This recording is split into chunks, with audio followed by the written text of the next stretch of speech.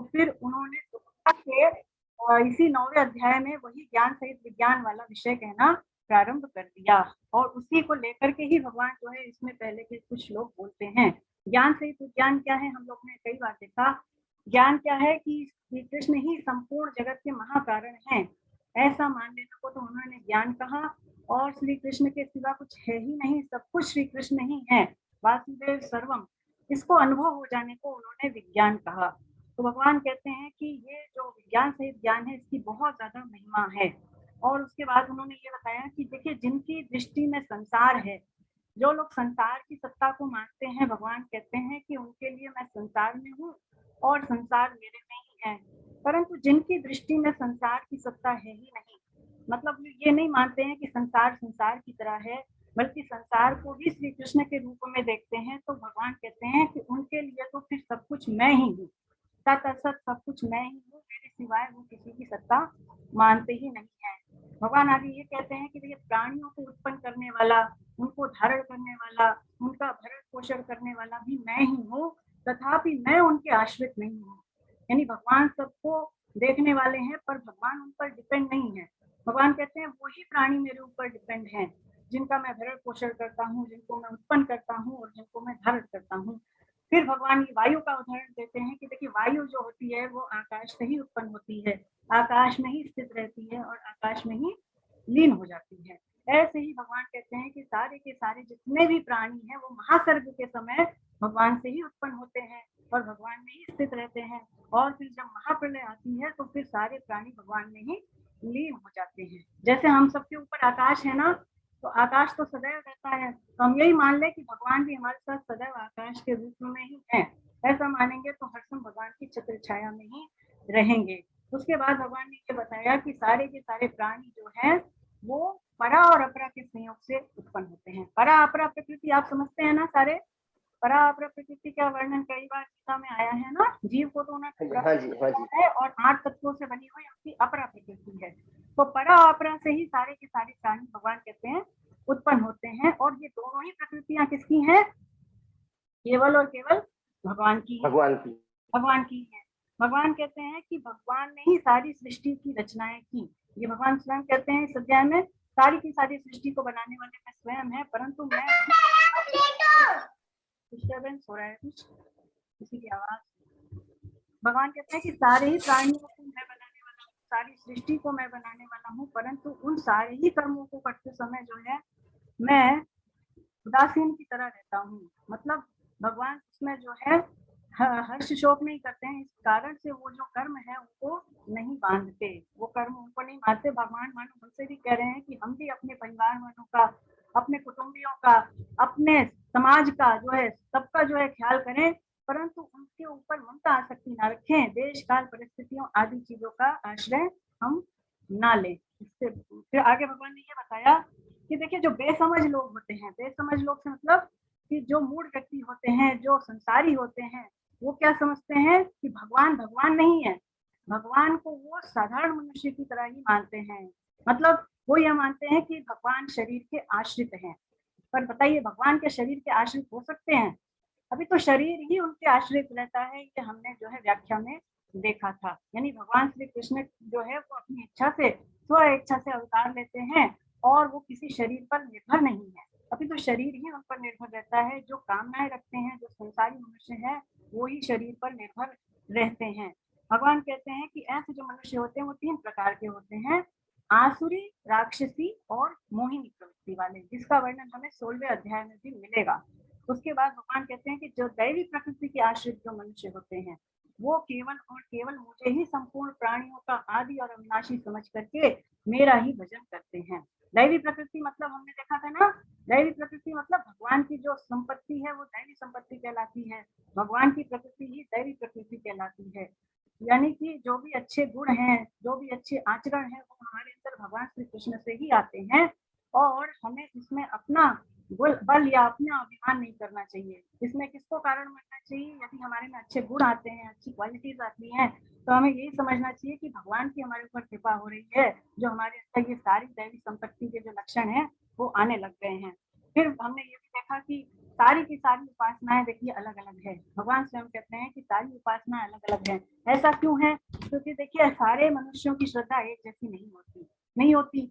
सारे मनुष्यों की श्रद्धा विश्वास किसी का किसमें है, किसी का किसी देवी देवता में है, किसी का श्री कृष्ण में ही है। तो भगवान कहते हैं कि सारे मनुष्यों की जो है आस्थाएं अलग है, सामर्थ्य अलग है, शक्तियां अलग है, विश्वास अलग है, इसलिए उपासनाएं भी अलग अलग ही हैं। लेकिन फिर वो अगले श्लोक में ये भी कहते हैं कि सारी की सारी उपासनाएं देखिए वो उन्हीं की उपासनाएं हैं।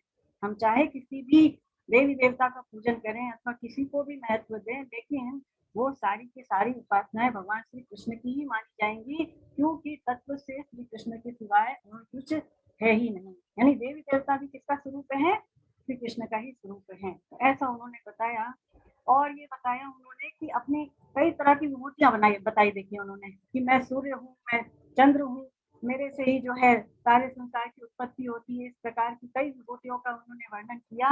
और जो हम लोगों ने लास्ट श्लोक लिया था वो सूर्य के बारे में ही था।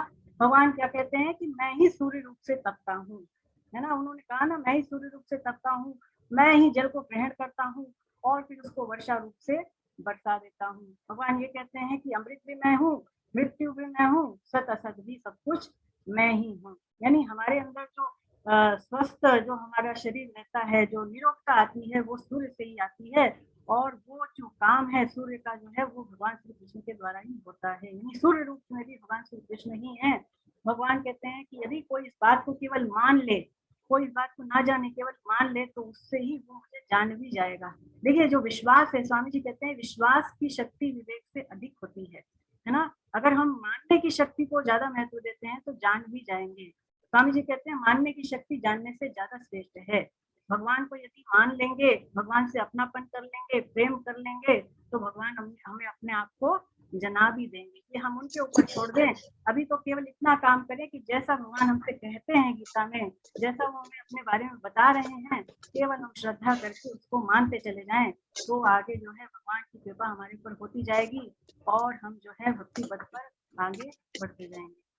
चलिए, हम लोगों ने अब तक यही देखा था और अब हम लोग जो है 20वें श्लोक से आगे बढ़ते हैं। 20वां श्लोक में ले रही हूँ।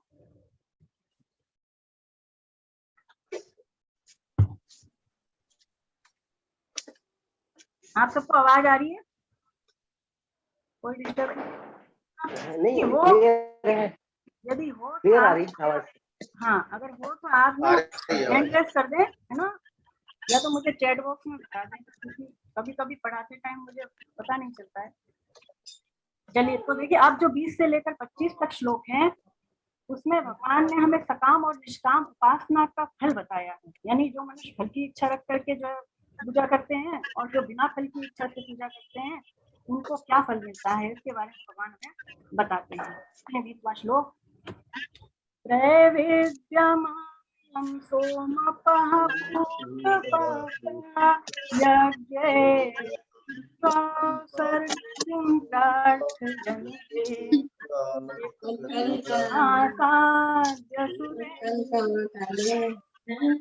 लंच क्या बनेगा बस आवाज आ रही है ना। तो मैंने आप सबको फिर से एक बार म्यूट किया है ना, मेरे को डिस्टर्बेंस हो रहा था। चलिए, इसमें भगवान कहते हैं कि तीनों वेदों में कहे हुए सकाम अनुष्ठान को करने वाले और सोम रस को पीने वाले जो पाप रहित मनुष्य हैं, वो यज्ञों के द्वारा इंद्र रूप से मेरा पूजन करके स्वर्ग प्राप्ति की प्रार्थना करते हैं। पुण्यों के फल स्वरूप पवित्र इंद्रलोक को प्राप्त करके वे स्वर्ग लोक के देवताओं के कोई दिव्य भोगों को भोगते हैं। तो देखिए यहाँ पर भगवान कह रहे हैं तीनों वेदों में कहे हुए सकाम कर्म। 3 वेद से मतलब यहाँ पर है कि देखिए ऋग्वेद, सामवेद और यजुर्वेद, है ना। इन तीनों ही वेदों में देखिए ऐसे ऐसे बहुत सारे कर्म कांड का वर्णन हुआ है, जिसको यदि हम करते हैं तो फिर हमें स्वर्ग आदि ऊंचे लोगों की प्राप्ति होती है। स्वामी जी समझाते हैं कि संसारी जो मनुष्य होते हैं वो प्रायः इस संसार के भोगों में ही लगे रहते हैं, परंतु कुछ विशेष बुद्धि वाले मनुष्य होते हैं जो ज्यादा बुद्धिमान अपने आप में होते हैं। वो ये समझते हैं, पावर पॉइंट एक बार बंद हो गया है, कुछ प्रॉब्लम आ गई है। हाँ, तो जो ज्यादा बुद्धिमान मनुष्य होते हैं वो ये सोचते हैं कि यहाँ के भोगों में तो कुछ नहीं है, तो फिर वो जब वेदों में कहे हुए सकाम कर्मों और उनके फलों के बारे में सुनते हैं तो फिर वहां के भोगों को पाने के लिए वो लोग लालायित होते हैं। तो फिर वो क्या करते हैं, यहाँ के भोगों को पाने के लिए पुरुषार्थ नहीं करते हैं, वो फिर स्वर्गादि लोगों को पाने के लिए अनुष्ठान करते हैं, देवी देवताओं की शरण होते हैं, और ऐसे करने से उनको देवलोक की प्राप्ति भी होती है, यानी स्वर्गादि ऊंचे लोगों की वो प्राप्ति भी करते हैं, और वहां जाकर के वो दिव्य भोगों को भोगते हैं। देखिए वहां जो स्वर्ग आदि लोगों में जो भोग होते हैं बड़े विलक्षण होते हैं। ऐसा सुना है मैंने कि देखिए वहां पर किसी को भूख नहीं लगती है, पसीना नहीं आता है, कोई बीमारी नहीं होती है। अब ये तो कितना सच है कितना नहीं है, ये तो इसका कोई प्रमाण नहीं है, लेकिन ऐसे ऐसे भोग होते हैं वहां पर जो कि यहाँ से कहीं अधिक जो है विलक्षण होते हैं, ऐसा जो है स्वामी जी ने इसमें कहा है। और देखिए यहाँ पर भगवान कह रहे हैं कि सोम रस पीने वाले, तो सोम रस पीने वाले कौन होते हैं, इसके बारे में स्वामी जी समझाते हैं कि देखिए सोम लता या सोमवल्ली नाम की एक लता होती है। तो शास्त्रों में ऐसा वर्णन मिलता है कि जैसे जब शुक्ल पक्ष होता है, देखिए तो उसमें चंद्रमा की कलाएं बढ़ती हैं, और वो बढ़ते बढ़ते 15 दिन तक पूरी बढ़ जाती हैं, तो उसी को पूर्णिमा कहते हैं। और इसी तरह से जब कृष्ण पक्ष आता है तो चंद्रमा की कलाएं घटती हैं, और फिर वो एक एक दिन घटती जाती हैं, और 15 दिन में पूरी तरह से वो घट जाती हैं, जिसको कि अमावस्या कहते हैं। तो इसी तरह से जो सोमलता होती है, तो उसकी भी जो पत्ते होते हैं वो शुक्ल पक्ष में निकलते हैं, यानी एक एक पत्ते निकलते हैं, और 15 दिन पूरे होने पर पूरे के पूरे 15 पत्ते निकल आते हैं। और जब कृष्ण पक्ष आता है तो उसके एक एक पत्ते झड़ते हैं, और फिर जो अमावस्या आती है तब तक उसके पूरे के पूरे 15 पत्ते झड़ जाते हैं। तो जो सोमलता होती है उससे एक रस निकलता है जिसको कहते हैं सोम रस। तो जो सोम रस होता है उसको जो संसारिक मनुष्य होते हैं, जो कामना वाले मनुष्य होते हैं, उसको वेदों में कहे हुए विधि के अनुसार उसको मंत्र से अभिमंत्रित करके पीते हैं। तो इससे क्या होता है, उस रस को पीने से उनके पाप नष्ट हो जाते हैं। यानी ऐसे ऐसे जो पाप होते हैं जो कि स्वर्ग प्राप्ति में बाधक होते हैं, वो पाप उस रस को पीने से नष्ट होते हैं। इसीलिए भगवान कह रहे हैं कि जो सोम रस को पीने वाले पाप रहित मनुष्य, यानी सोम रस को पीने से क्या होता है कि स्वर्ग प्राप्ति में जो बाधक पाप हैं वो मिट जाते हैं, है ना। तो इसीलिए भगवान ने ऐसा इसमें वर्णन किया है। चलिए अब हम लोग जो है अगला श्लोक लेते हैं। इसमें अभी खुला नहीं है, मैं इसका हिंदी अर्थ ले रही हूँ, है ना। 21वें श्लोक का, वे उस विशाल स्वर्ग लोक के भोगों को भोग कर पुण्य क्षीण होने पर मृत्यु लोक में आ जाते हैं। इस प्रकार तीनों वेदों में कहे हुए सकाम धर्म का आश्रय लिए हुए भोगों की कामना करने वाले मनुष्य आवागमन को प्राप्त होते हैं। मतलब क्या होता है कि जब तक उनके पुण्य रहते हैं तब तक ही वो स्वर्ग लोक में रहते हैं, और जब पुण्य समाप्त हो जाते हैं तो वो वापस मृत्यु लोक में भेज दिए जाते हैं ना। ऐसा नहीं है कि किसी के पुण्य जो है कम है और वो सोचे कि मैं स्वर्ग लोक में कुछ दिन और रह लूं, तो ऐसा नहीं हो सकता। तो लेकिन जो योग भ्रष्ट होते हैं, जो योगी होते हैं, वो चाहे अपनी मर्जी से जितने टाइम तक स्वर्ग आदि लोकों में रह सकते हैं। देखिए हम सोचते हैं कि स्वर्ग में जाने पर ही जो है आनंद मिलता है, सुख मिलता है, ऐसी बात नहीं है, क्योंकि वहां पर भी समस्या हो जाती है। कैसे हो जाती है कि देखिए यहाँ पर तो क्या होता है, यदि किसी के पास कोई भोग वाली चीज कम है तो वो पुरुषार्थ के द्वारा उस भोग को अर्जित कर सकता है, लेकिन स्वर्गादि लोकों में ऐसा नहीं है। जितने आपके पुण्य हैं उतने ही भोग आपको मिलेंगे, उससे अधिक नहीं मिलेंगे। और अगर किसी ने आपसे अधिक पुण्य किया है तो जाहिर सी बात है कि वो अधिक भोग भोगेगा। तो अब आप ये सोचे कि वो तो मेरे से अधिक भोग रहा है तो मैं क्यों ना इससे अधिक भोग लूं, तो ये संभव ही नहीं है, क्योंकि आपके पुण्य इतने नहीं है। पर मृत्यु लोक में तो ऐसा नहीं है, क्योंकि हम अधिक भोगों को प्राप्त पुरुषार्थ के द्वारा कर सकते हैं। तो यहाँ पर इसका उदाहरण इस तरह से भी ले सकते हैं कि जैसे रिचार्ज कूपन होता है, आप सबने देखा होगा, प्रीपेड कूपन आता है मोबाइल का, तो उसमें जब तक हमारा बैलेंस रहता है तब तक की बात होती है, और जब बैलेंस खत्म होता है तो क्या होता है, बातचीत बंद हो जाती है ना। तो इसी प्रकार से जब तक हमारे पुण्य रहते हैं तब तक ही हम उन लोगों में रहते हैं, और जैसे ही पुण्य खत्म होता है वापस से इस धरा पर आना पड़ता है। तो ये कुछ इसी प्रकार से है, ऐसा भगवान के यहाँ तो कुछ हिसाब किताब है। अगला श्लोक लेते हैं, 22वां श्लोक। अनन्याश्चिन्तयन्तो मां ये जना पर्युपासते तेषां नित्याभियुक्तानां योगक्षेमं वहाम्यहम्। जो अनन्य भक्त मेरा चिंतन करते हुए मेरी भली भांति उपासना करते हैं, मुझ में निरंतर लगे हुए उन भक्तों का योग क्षेम यानी अप्राप्त की प्राप्ति और प्राप्त की रक्षा मैं वहन करता हूँ। स्वामी जी इसके बारे में समझाते हैं अनन्य भक्त कौन होते हैं। देखिए, देखने सुनने और मानने में जो कुछ भी आ रहा है, देखने सुनने और मानने में जो कुछ भी आ रहा है वो सारा का सारा श्री कृष्ण का ही स्वरूप है, ऐसा हम मान लें। और इनमें जो कुछ भी परिवर्तन हो रहा है, स्वामी जी कहते हैं वो सब श्री कृष्ण की ही लीला है। यानी जिसकी श्री कृष्ण के सिवाय और कहीं भी महत्व बुद्धि नहीं है, वही भगवान का अनन्य भक्त कहलाता है। अनन्यता का दूसरा भाव स्वामी जी ये देखते हैं कि अनन्य भक्त जो होता है उसका जो साध्य होता है, जो धन होता है और जो साधन होता है, वो सारा का सारा श्री कृष्ण ही होते हैं। वो ऐसा मानता है कि मुझे तो केवल श्री कृष्ण की ही शरण होना है, मुझे तो केवल श्री कृष्ण का ही चिंतन करना है और मुझे केवल उनकी ही प्राप्ति करनी है। ऐसा जिसका भगवान के प्रति दृढ़ भाव है, दृढ़ निश्चय है, वही भगवान में अनन्य मन वाला कहा जाएगा। उसके बाद यहाँ पर भगवान कह रहे हैं कि उसका योग क्षेम मैं वहन करता हूँ। तो योग क्षेम का क्या अर्थ होता है, स्वामी जी समझाते हैं कि देखिए, अप्राप्त वस्तु की प्राप्ति करा देने को तो योग कहा है। अप्राप्त वस्तु की यदि कोई चीज हमें मिल जाती है, भगवान प्राप्त करा देते हैं, तो उसी को योग कहा है। और प्राप्त वस्तुओं की रक्षा करने को ही भगवान ने क्षेम कहा। तो भगवान कहते हैं अनन्य भक्त का योग क्षेम मैं वहन करता हूँ। यानी अगर भक्ति में कोई चीज जो है बढ़ोतरी करती है, भक्ति को कोई चीज बढ़ाती है, तो भगवान क्या करते हैं कि उसकी उस वस्तु की रक्षा करते हैं। परंतु यदि भक्ति में कोई चीज बाधक है, यदि भक्ति में कोई चीज जो है रुकावट पैदा कर रही है, तो फिर भगवान उस वस्तु को उससे दूर कर देते हैं। क्योंकि भगवान जो है वो भक्त का हित देखते हैं कि इसका भला किसमें है। परंतु जो भक्त होता है वो भगवान की भेजी हुई हर परिस्थिति में अपना मंगल ही देखता है। ये सोचता है कि अनुकूलता आ रही है तो भी इसमें भगवान ने मेरे ऊपर कृपा करी, और अगर प्रतिकूलता आ रही है जीवन में तो भी वो भगवान मेरे ऊपर अपनी कृपा ही कर रहे हैं। जैसे मैंने आपको पहले भी समझाया कि एक माँ जैसे होती है, तो जब बच्चे की परीक्षा आती है तो क्या करती है कि उससे सारे मनोरंजन की चीजें उससे जो है वो ले लेती है। क्यों? जिससे वो अच्छी तरह से पढ़ाई कर सके। इसी तरह से भगवान भी जो है हमारे हित के लिए, हमारे उन्नति के लिए हमसे ऐसी वस्तुओं को दूर कर देते हैं जो कि हमारे लिए अच्छी नहीं है। आगे बढ़ते हैं। 23वां श्लोक। हे कुंती नंदन, जो भी भक्त यानी मनुष्य श्रद्धा पूर्वक अन्य देवताओं का पूजन करते हैं, वह भी मेरा ही पूजन करते हैं, परंतु वो करते हैं अविधि पूर्वक, अर्थात देवताओं को मेरे से अलग मानकर। देखिए, भगवान यहाँ पर कह रहे हैं कि जो देवी देवताओं का पूजन करते हैं मनुष्य, वो भी मेरा ही पूजन करते हैं। इसका क्या अर्थ है? देखिए, यदि कोई मनुष्य किसी देवी देवता की भी पूजा करता है तो वो श्री कृष्ण की ही पूजा हमें समझनी चाहिए। ऐसा क्यों? क्योंकि सब कुछ श्री कृष्ण ही है। हमने देखा ना, गीता में बार बार है कि वासुदेव सर्वम, यानी तत्व से सब कुछ श्री कृष्ण ही है, श्री कृष्ण के सिवाय कुछ है ही नहीं। तो इसीलिए देवी देवताओं की उपासना भी श्री कृष्ण की ही उपासना है। भगवान यहाँ पर कह रहे हैं कि वो करते हैं अविधि पूर्वक। अविधि पूर्वक मतलब कि देवताओं को मेरे से अलग मान करके करते हैं।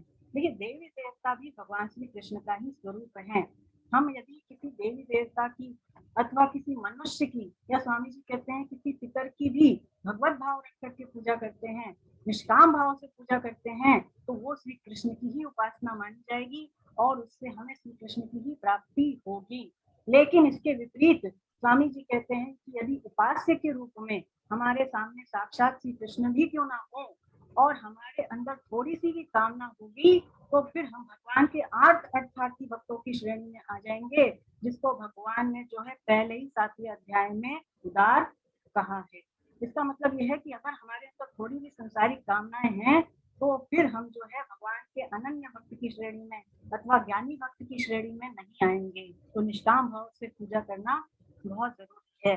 फिर आगे स्वामी जी समझाते हैं कि यद्यपि सारी की सारी उपासनाएं श्री कृष्ण की ही उपासनाएं हैं, परंतु साधक को जो फल मिलता है, उपासक को जो लाभ मिलता है, वो अपनी अपनी श्रद्धा के अनुसार, अपनी अपनी भावना के अनुसार ही मिलता है ना। तो हम ये माने कि हमें देवी देवता को मान तो जरूर देना है। ऐसा नहीं है कि देवी देवता है तो अब हमें उनका तिरस्कार करना है, उनकी पूजा नहीं करनी है, ऐसी बात बिल्कुल भी नहीं है।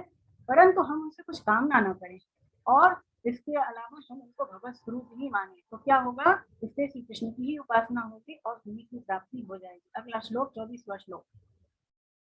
अहम ही सर्व यज्ञानां भोक्ता च प्रभुरेव च न तु मामभिजानन्ति तत्त्वेनास्तस्यवन्ति ते।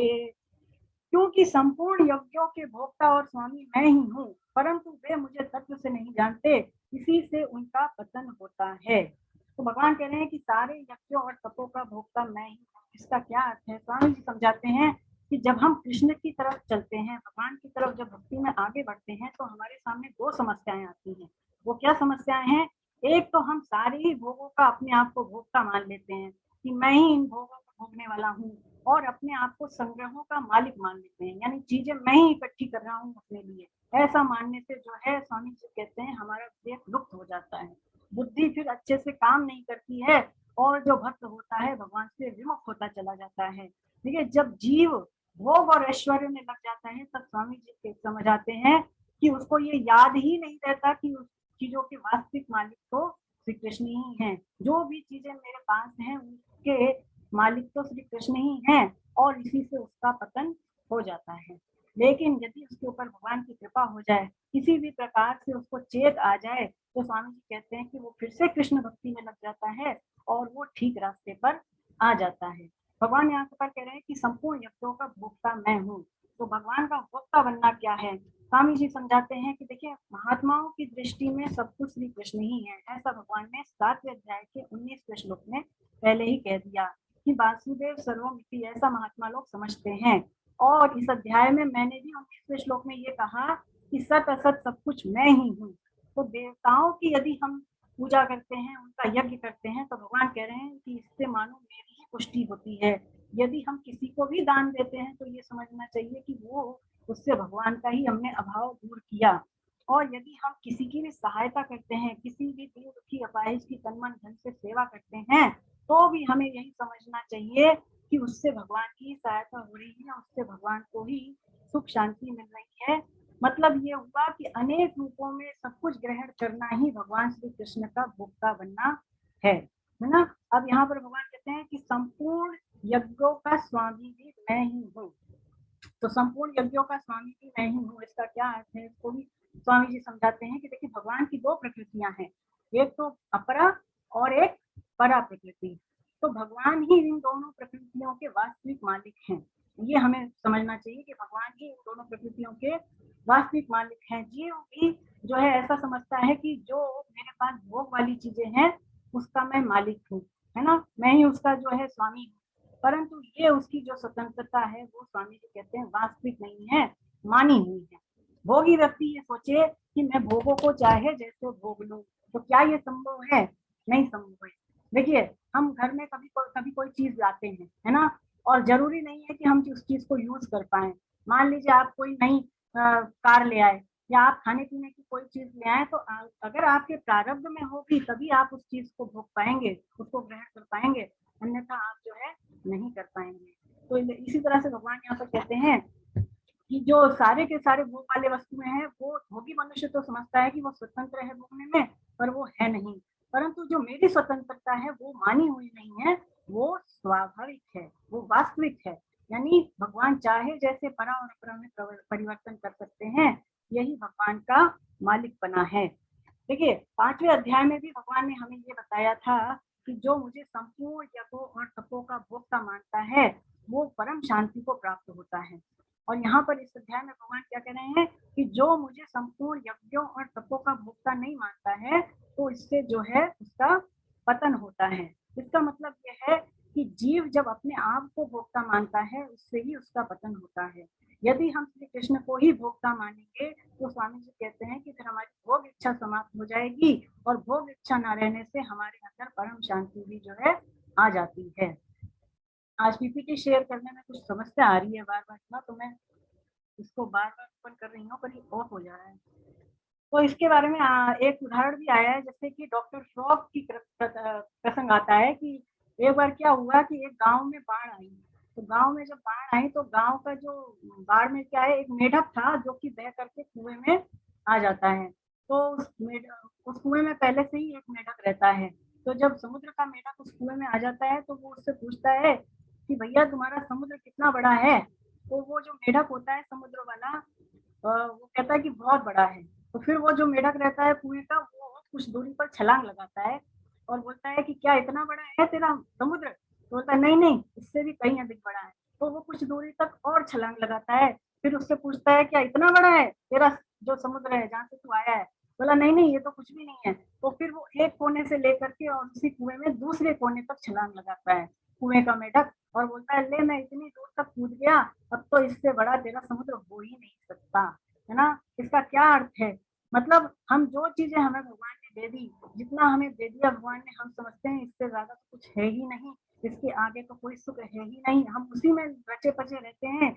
इसीलिए जो विलक्षण आनंद है जिसका भगवान वर्णन करते हैं, आत्यंतिक सुख है, अनंत रस है, उसको हम महसूस करना चाहते ही नहीं है। तो हम जो है इस बात को पहचाने कि भगवान का क्या विस्तार है और भगवान के क्या पास क्या ऐश्वर्य है। देखिए नामदेव जी की भी एक कथा आती है इसमें। नामदेव जी नाम के भगवान के एक अनन्य भक्त हुए हैं।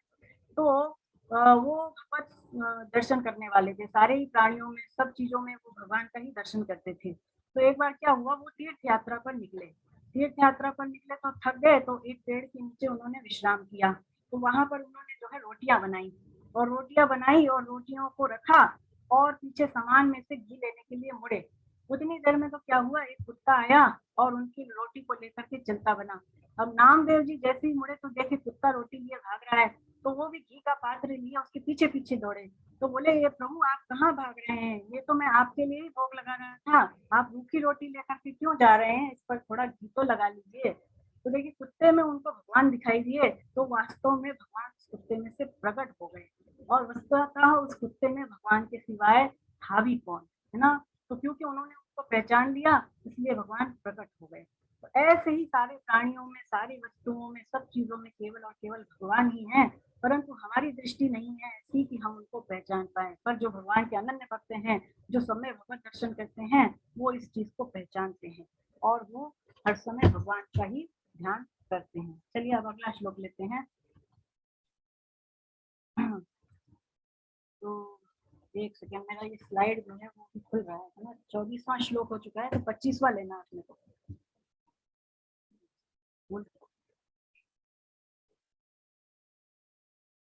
सकाम भाव से देवताओं का पूजन करने वाले शरीर छोड़ने पर देवताओं को प्राप्त होते हैं, पितरों का पूजन करने वाले पितरों को प्राप्त होते हैं, और मेरा पूजन करने वाले मेरे को ही प्राप्त होते हैं। तो यहाँ पर स्वामी जी समझाते हैं, जो मनुष्य भगवान श्री कृष्ण को नहीं जानते, वो देवी देवताओं के अनुष्ठानों में लग जाते हैं।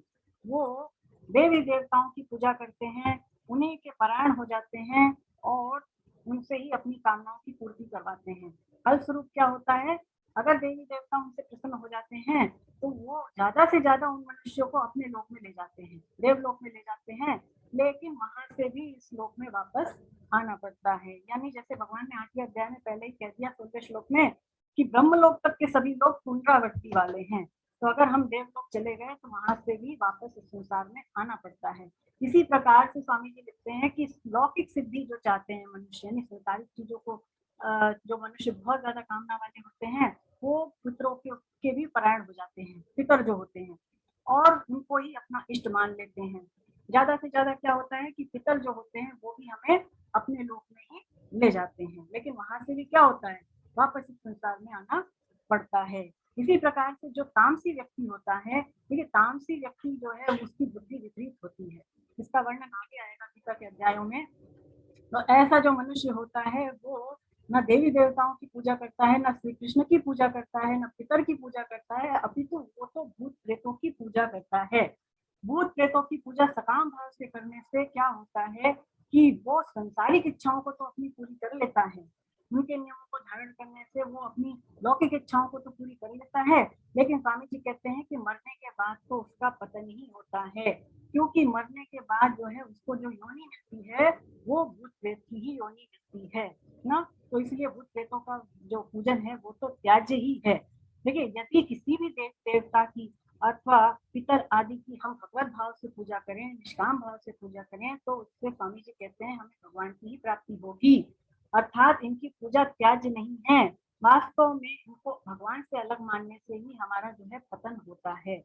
देखिए देवी देवताओं की पूजा स्वरूप से त्याज्य नहीं है, पर जो भूत प्रेत होते हैं स्वामी जी कहते हैं इनकी पूजा तो स्वरूप से ही त्याज्य है। क्योंकि देखिए जो भूत प्रेत की योनि होती है बहुत ही ज्यादा अपवित्र मानी गई है, और इनकी जो पूजा की विधियां होती हैं बहुत ही ज्यादा ये भी अपवित्र हैं, अशुद्ध हैं, इसलिए इनकी पूजा करने से तो पतन ही होता है।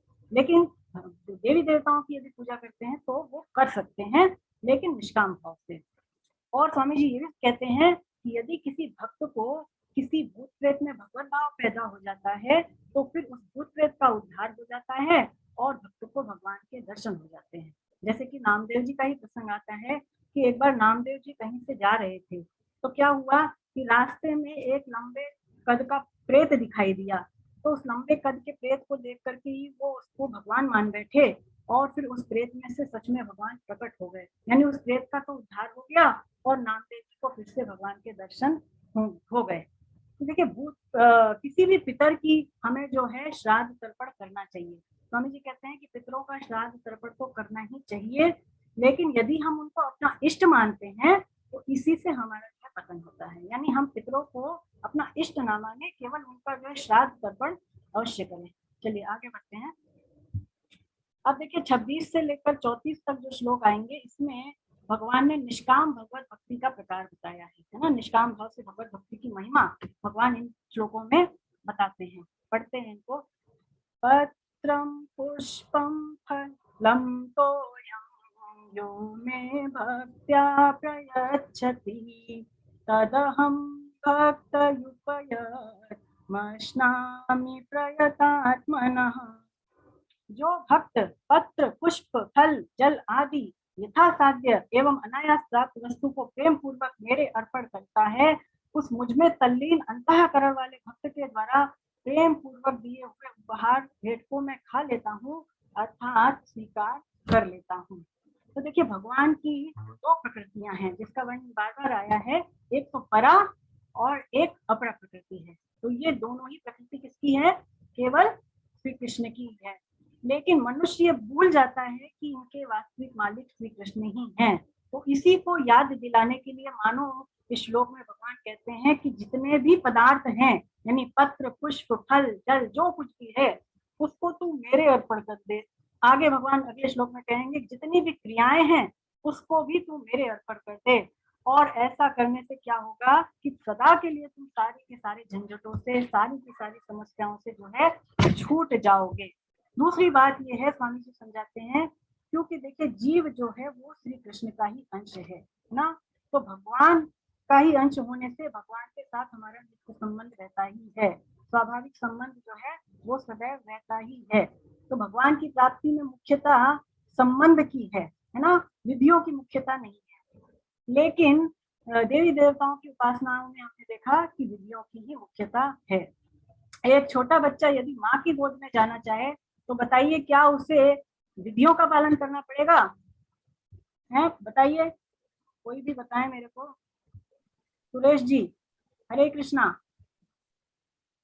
अपने आप को अनम्यूट करें। हाँ हरे कृष्णा मैम, सॉरी थोड़ा सा फिर से रिपीट कर देंगे प्लीज।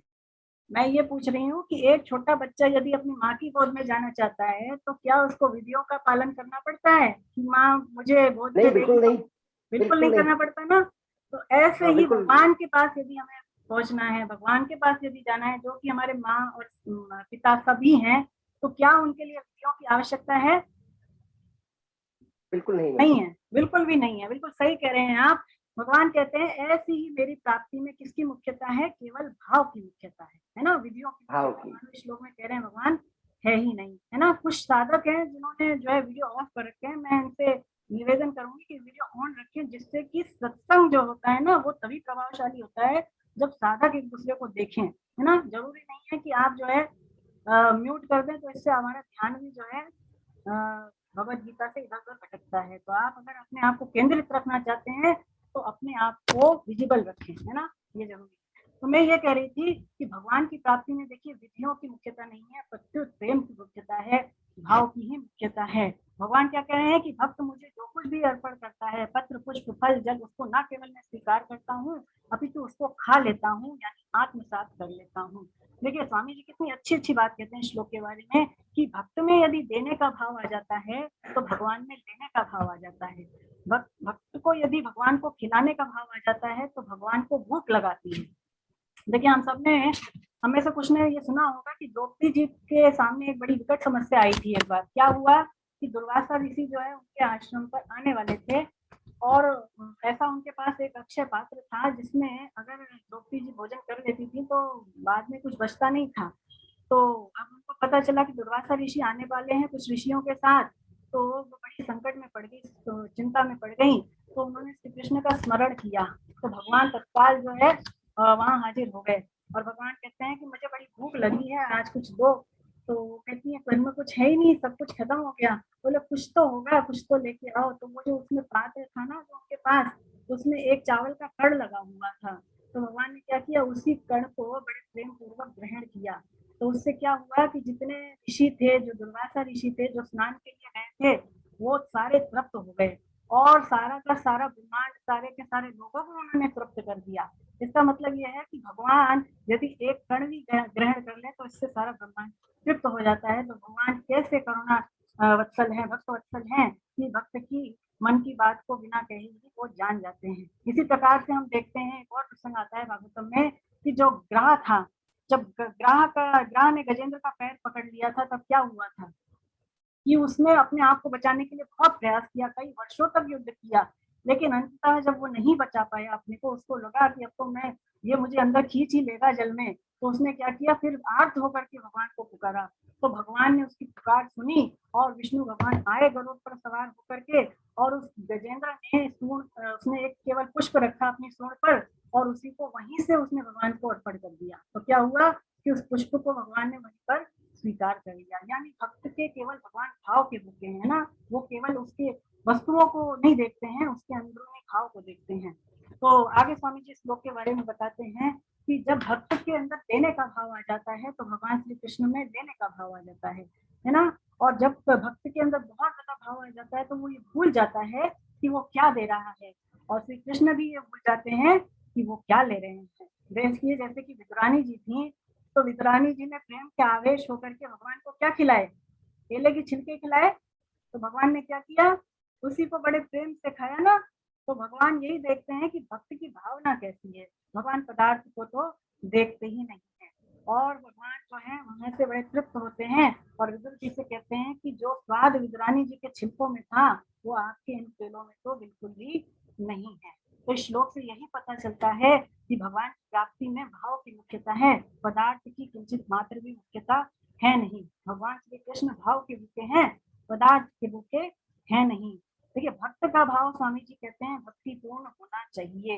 फिर वस्तु चाहे छोटी हो, चाहे बड़ी हो, चाहे कीमती हो, चाहे साधारण हो, भक्त को उसे भगवान के अर्पण करने में असीम आनंद का अनुभव होता है। देखिए भक्त ये सोचता है कि मैं अपने भगवान को अर्पण कर रहा हूँ, मैं अपने सर्वस्व को अर्पण कर रहा हूँ और भगवान ने मुझे सेवा का अवसर दिया। ये सोच सोच करके भक्त जो है वो प्रसन्न हो जाता है। स्वामी जी और भी अच्छी बात बताते हैं श्लोक के बारे में कि भोग लगाने पर देखिए जिन वस्तुओं को श्री कृष्ण स्वीकार कर लेते हैं उनमें बड़ी ही विलक्षणता आ जाती है।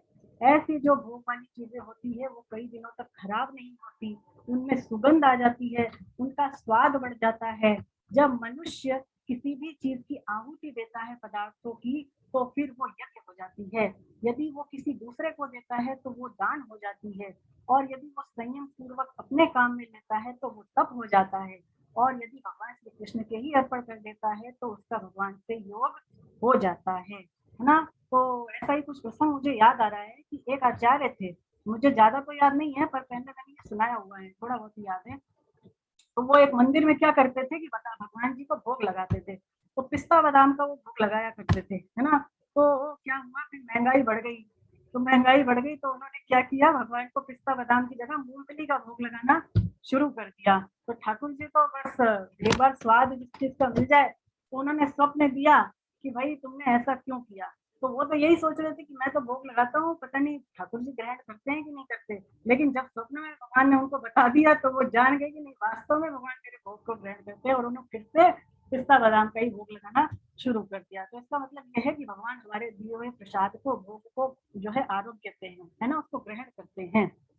चलिए अगला श्लोक लेते हैं, 27वां श्लोक।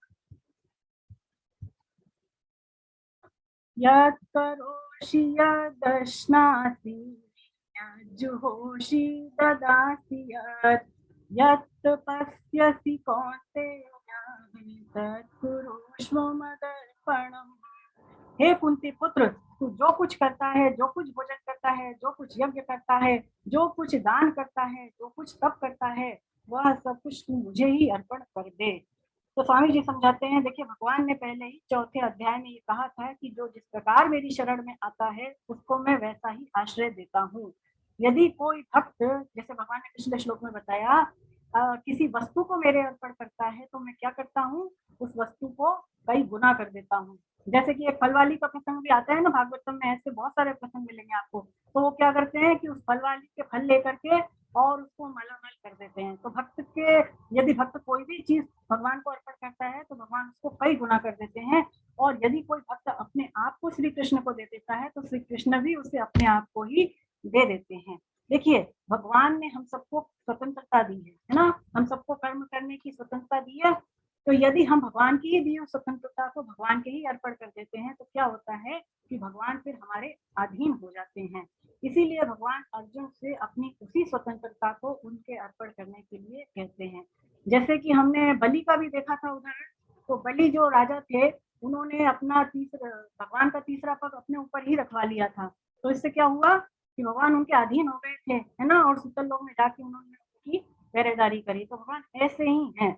तो भगवान कहते हैं कि सब कुछ तू मेरे ही अर्पण कर दे। स्वामी जी इसके बारे में आगे समझाते हैं कि यहाँ पर भगवान सारी की सारी क्रियाओं को इस श्लोक में उनके अर्पण कर देने की बात कहते हैं, अर्थात स्वयं को ही भगवान के अर्पण कर देने की बात भगवान इस श्लोक में कह रहे हैं। यदि जीव ऐसा करता है तो इससे उसका कल्याण हो जाएगा। देखिए पिछले श्लोक में भगवान ने क्या कहा कि पत्र पुष्प फल जल तू मेरे अर्पण कर दे, और यहाँ पर क्रियाओं की अर्पण करने की बात बता रहे हैं। स्वामी जी कहते हैं कि पत्र पुष्प जल वैसे तो इकट्ठा करना कोई बड़ी बात नहीं है, उनको इकट्ठे करके भगवान के अर्पण कर देने में क्या कोई श्रम है, कोई बहुत बड़ा इसमें कार्य है, नहीं है। लेकिन फिर भी थोड़ा सा तो इसमें उद्योग करना ही पड़ता है। लेकिन इस श्लोक में तो और भी ज्यादा भगवान विलक्षण बात कह रहे हैं कि हमें अलग से कोई क्रिया नहीं करनी है। प्रत्युत जो हमारी स्वाभाविक क्रिया है, यानी उठना बैठना सोना जगना, है ना, संसारिक जो खेती नौकरी व्यापार, उन क्रियाओं को ही यदि हम भगवान के अर्पण कर दें तो केवल उसी से जो है भगवान की प्राप्ति हो जाएगी। अर्थात अलग से कोई क्रिया या वस्तु पदार्थ भगवान को अर्पण नहीं करनी है, प्रत्युत खुद को ही अर्पण कर देना है। खुद को अर्पण कर देने से क्या होगा कि सारी सारी क्रियाएं जो है स्वतः ही भगवान को अर्पण हो जाएंगी और भगवान की प्रसन्नता का वो कारण बन जाएगी। स्वामी जी इसके बारे में समझाते हैं कि देखिए वस्तुओं को त्यागने की अपेक्षा उसको दूसरों की सेवा में लगा देना सुगम है। हम बजाय किसी वस्तु को फेंक दें, इससे अच्छा है कि हम उसको किसी को दे दें, है ना। तो दूसरों की सेवा में लगा देना उसको सुगम है। परंतु जो परम प्रेमास्पद श्री कृष्ण है, यदि उनकी सेवा में हमने कोई वस्तु लगाने की सोची तो इसमें तो सुगमता का प्रश्न ही नहीं है। यानी श्री कृष्ण के अर्पण कर देने में तो कोई मुश्किल है ही नहीं, केवल भाव बदलने की जो है आवश्यकता है। फिर इससे क्या होगा कि भगवान की ही हमें प्राप्ति हो जाएगी। और इसमें जो है त्यागी के अंदर स्वामी जी कहते हैं कि अभिमान आ सकता है, परंतु अर्पण करने वाले के अंदर तो अभिमान आ ही नहीं सकता। देखिए अगर कोई व्यक्ति चीजों को दूसरे को देता है तो उसके अंदर अभिमान आ सकता है कि मैंने अपनी वस्तुओं का जो है दूसरे को दिया, इसका मैंने त्याग किया। पर यदि हम भगवान को अर्पण कर रहे हैं तो इसमें अभिमान नहीं आएगा। क्यों नहीं आएगा? क्योंकि हम ये मानते हैं कि ये चीज उनकी ही है, तेरा तुझको अर्पण। तो अर्पण करने से अभिमान नहीं आ सकता। प्रत्युत यदि हम दूसरों को देते हैं तभी हमारे अंदर अभिमान जो है आता है। चलिए देखिए एक प्रश्न भी किसी का था कि गृहस्थ में अनन्य भक्ति कैसे करें, है ना। तो स्वामी जी क्या बताते हैं कि जैसे एक माँ होती है तो माँ अपने छोटे बच्चे की हर क्रिया को देखकर प्रसन्न होती है। बच्चा जब माँ की आंखों के सामने खेलता है तो भी माँ खुश होती है, आंखों से दूर चला जाता है तो भी खुश होती है, यदि वो उसकी पीठ पर चढ़ जाता है तो भी खुश होती है। ऐसे ही भक्त की छोटी छोटी क्रियाओं को देख करके श्री कृष्ण जो है प्रसन्न होते रहते हैं। इस श्लोक के बारे में एक और महत्वपूर्ण बात जान ले कि निषिद्ध क्रियाओं को हम भगवान के अर्पण नहीं कर सकते। यानी हम ये सोचे कि चोरी जैसी क्रिया को भी हम भगवान के अर्पण कर दें तो ये संभव नहीं है, क्योंकि भगवान के यहाँ का ऐसा नियम है कि हम जो भी चीज उनको अर्पण करते हैं उसका फल अनंत गुना होकर के मिलता है। तो यदि हम चोरी जैसी क्रिया को भगवान के अर्पण करेंगे तो उसका दंड भी अनंत गुना होकर के मिलेगा। तो इसलिए हम ये माने कि जो शास्त्र विहित कर्म होते हैं केवल उन्हीं को हम भगवान के अर्पण कर सकते हैं, है ना। अगले श्लोक में बढ़ते हैं, 28वां श्लोक। शुभाशुभ फलैरेवं मोक्ष से कर्म बंधन है, संन्यास योग मुक्तात्मा विमुक्तो मामुपैष्यसि। इस प्रकार मेरे अर्पण करने से कर्म बंधन से अर्थात शुभ अशुभ और संपूर्ण कर्मों के फलों से तू मुक्त हो जाएगा। ऐसा अपने सहित सब कुछ मेरे अर्पण करने वाला इससे सर्वथा मुक्त हुआ तू मुझे ही प्राप्त हो जाएगा।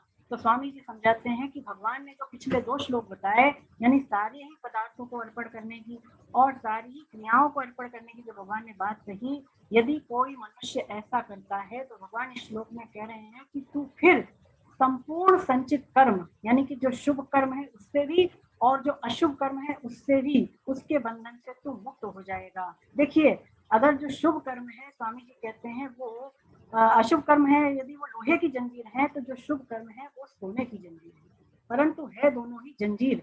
तो जब तक जंजीरों में रहेंगे बंधन तो रहेगा ही। इस श्लोक में भगवान कहते हैं कि यदि सारी क्रियाओं और पदार्थों को तू मेरे अर्पण कर देगा तो अनेक जन्मों के जो शुभ अशुभ कर्म हैं उनका जो फल है उससे तू मुक्त हो जाएगा। यानी वो जो कर्म होंगे फिर जन्म मृत्यु को देने वाले नहीं होंगे।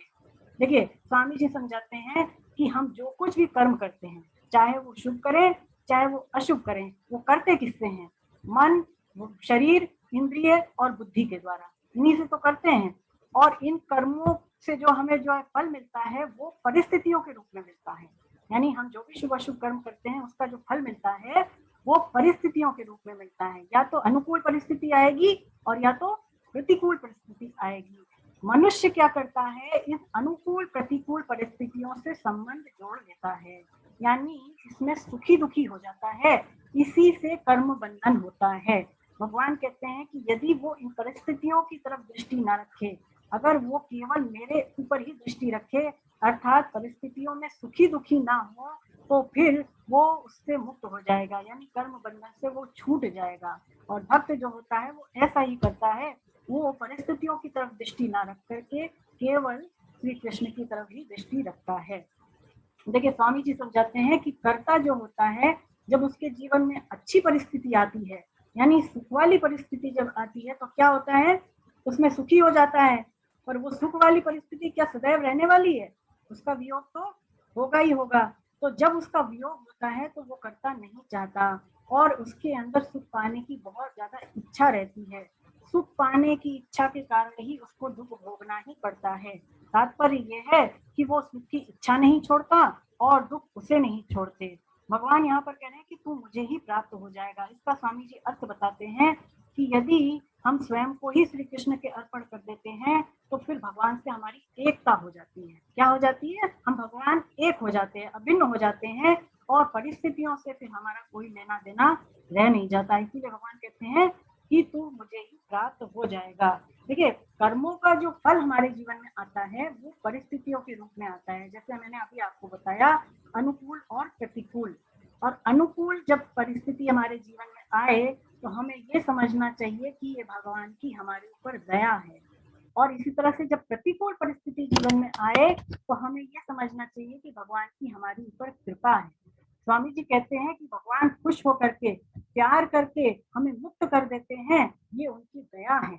लेकिन जब भगवान हमारे जीवन में दुख भेजते हैं, जब भगवान हमें ताड़ते हैं, जब हमारे ऊपर शासन चलाते हैं तो ये समझना चाहिए कि भगवान की हमारे ऊपर कृपा है, क्योंकि उसमें क्या होता है कि हमारी शुद्धि हो रही है, हम भगवान के और नजदीक जा रहे हैं और पापों से छूट रहे हैं। भक्त जो होता है वो दोनों ही परिस्थितियों में केवल और केवल श्री कृष्ण की ही कृपा मानता है। उसकी दृष्टि केवल और केवल श्री कृष्ण की तरफ रहती है, ना कि परिस्थितियों की तरफ, है ना। जैसे एक माँ होती है तो माँ यदि बच्ची की पिटाई करती है तो क्या वो उसका बुरा चाहती है? नहीं चाहती है, वो ये चाहती है कि बच्चा अच्छे रास्ते पे आ जाए, बच्चा सुधर जाए।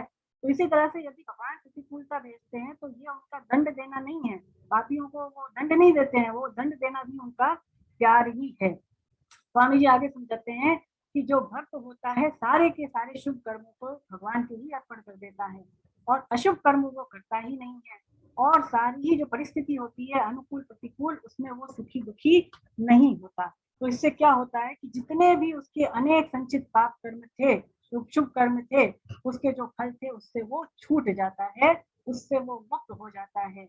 यानी जैसे एक घास का टुकड़ा हम जैसे घास पर फेंक दें तो क्या होगा, वो सारी की सारी घास को जला करके राख कर देगी, है ना। तो ऐसे ही यदि हम सारी परिस्थितियों में जो है क्षमता बनाए रखें तो फिर हम सारे ही कर्म बंधन से मुक्त हो जाएंगे। चलिए आगे बढ़ते हैं 29वां श्लोक। समोहम सर्वभूतेषु न मे द्वेषोऽस्ति न प्रियः ये भजन्ति तु मां भक्त्या मयि तेषु चाप्यहम्। मैं संपूर्ण प्राणियों में समान हूँ, उन प्राणियों में न तो कोई मेरा देशी है और न कोई प्रिय है, परंतु जो प्रेम पूर्वक मेरा भजन करते हैं वे मेरे में हैं और मैं उनमें हूँ। तो भगवान क्या कह रहे हैं श्लोक में कि मैं संपूर्ण प्राणियों में समान हूँ। स्वामी जी कहते हैं कि ऐसी बात नहीं है कि भगवान किसी में कम है या किसी में ज्यादा है, कि यदि चींटी छोटी है तो भगवान उसमें कम है और यदि हाथी बड़ा है तो भगवान उसमें ज्यादा है, ऐसी बात बिल्कुल भी नहीं है। यानी अनुकूल चलने वालों में भगवान ज्यादा है या प्रतिकूल चलने वालों में भगवान कम है, ऐसी बात बिल्कुल भी नहीं है। क्योंकि भगवान क्या कह रहे हैं श्लोक में कि मैं सारे ही प्राणियों में समान हूँ। स्वामी जी कहते हैं कि भगवान के लिए कोई भी राग द्वेष का विषय नहीं है, चाहे कोई पापात्मा हो चाहे पुण्यात्मा हो, भगवान सब में बराबर रूप से विराजमान है ना। जैसे एक हमारा हाथ हो, तो यदि हाथ में कोई दर्द हो, कोई तरह की पीड़ा हो, तो वो हाथ हमारा काम नहीं करता, उसमें जो है बहुत ज्यादा अगर पेन हो रहा है किसी हाथ में तो वो काम नहीं करेगा। लेकिन दूसरा हाथ जो होता है वो सारे के सारे काम करता है। तो उस हाथ को अभिमान आता है क्या कि मैं इस हाथ के सारे काम कर रहा हूँ? ऐसा उसके अंदर अभिमान आता है? नहीं आता है। और ऐसा ही वो व्यक्ति भी ये नहीं सोचता कि ये मेरा हाथ तो अच्छा है और जो मेरा हाथ काम नहीं कर रहा वो बुरा है, ऐसा उसकी भी जो है सोच नहीं होती है। यानी व्यक्ति का अपने शरीर के अंगों के प्रति राग द्वेष नहीं रहता है। इसी प्रकार से भगवान भी किसी प्राणी से राग द्वेष नहीं करते।